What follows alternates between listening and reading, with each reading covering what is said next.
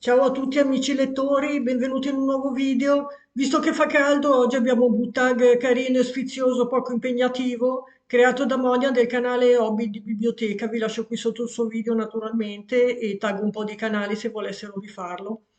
Vi ricordo che nella descrizione trovate sempre il link per provare diversi servizi Amazon gratis per 30 giorni e link per acquistare i video consigliati. Oggi parleremo di copertine, non di contenuti, visto che fa caldo. Ne approfittiamo per fare un video un po' poco impegnativo. Vedremo solo il contenuto. Anche io come Monia tante volte ho trovato diversi libri per una traccia, per cui magari ve ne citerò più di uno. Mostra numero 1, la copertina più bella. Qui ho trovato Cleopatra, la regina che ingannò se stessa. Guardate che bella copertina. Questa è Cleopatra quando è andata da Cesare, avvolta in un tappeto, credo, quando si è presentata a Giulio Cesare. È un quadro questo di Antonio Spinosa, molto bello il libro, è una biografia della famosa regina. E poi ho trovato questo, La Divina Commedia di Dante Alighieri. Guardate che bella questa edizione, sia la rilegatura, sia il ritratto che c'è in copertina, molto bella questo libro. Poi, numero 2, la copertina più brutta invece.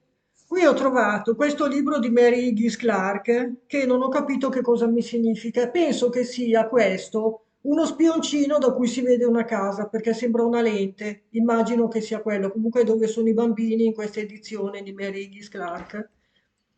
E non ho capito cosa vuol dire quella copertina lì, ecco. Poi numero 3, la copertina più strana è questo volume di racconti Erika la sposò l'ammazzo di Jack Ritchie. Guardate, c'è una volpe e un uomo che dovrebbe essere Matau, che è il protagonista del film che è stato tratto da questo racconto. Qui c'è una serie di racconti, molti sono stati usati anche da Hitchcock per i suoi telefilm, genere noir, molto bravo, un autore molto particolare, diciamo, come racconti. Numero 4, la copertina più minimal. Qui ho trovato Le uova fatali di Mikhail Bulgakov. Vedete, c'è la copertina tutta rossa e il suo nome, basta, non c'è proprio niente, quindi più minimal di così non si può. È vuota la copertina. E poi Sarai solo mia, sempre della Mary Higgins Clark. Vedete, c'è un anello, un po' di sangue, tutta bianca, però c'è poco o niente sulla copertina.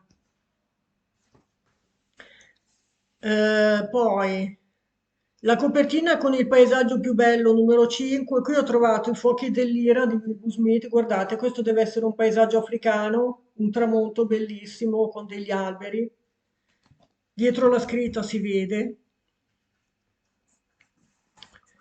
Poi abbiamo numero 6, la copertina più buffa. Qui ho trovato Cuore di cane di Bulgakov, questo, dove c'è un uomo in una posa un po' strana, una posa di cane, diciamo, sembra un cane seduto, e un cane di fianco. In questo libro, praticamente uno scienziato pazzo decide di trapiantare il cuore di un cane in un essere umano e parla di questo cane che si ritrova a fare le cose che fanno gli uomini, diciamo, per lui un po' strano. Un bel libro. Poi la copertina più buffa abbiamo anche questo, Accade tutto in una notte, che è un orsacchiotto con una scarpa, sempre della Mary Higgins Clark, un'altra copertina buffa. Numero 7, la copertina con il ritratto o quadro più bello. Qui abbiamo il caso Raffaello, guardate, qui c'è un ritratto che però non si vede la faccia, e il Comitato Tiziano, sempre di Ian Pierce. È un autore che ha scritto dei gialli ambientati nel mondo dell'arte, dei thriller. E poi abbiamo anche Solaris di Stanisław Lem. Guardate che bello, questo è un ritratto di Clooney e dell'attrice nel film che è stato tratto da questo libro. Numero 8, la copertina più dark. Qui ho pensato alle copertine di James Roy, che è un autore di noir. Le sue copertine in genere sono sempre tutte nere. Qui c'è, guardate, la scritta, quelle che fanno la polizia sul terreno quando trovano delle prove col gesso. su fondo nero. Questa è Le strade dell'innocenza, c'è un nero e un'arma da fuoco. Questo è Perché era notte, c'è un paio di manette e credo qualche goccia di sangue. Sempre di Roy, anche questo, sono tutti libri di James Roy.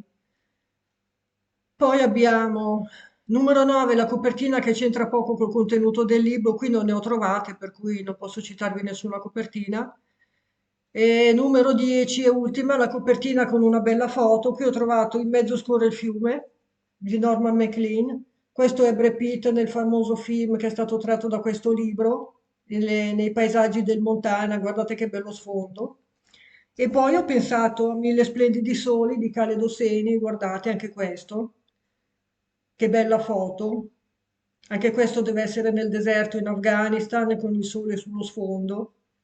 Molto bella questa copertina, semplice, elementare, minimal, ma molto bella.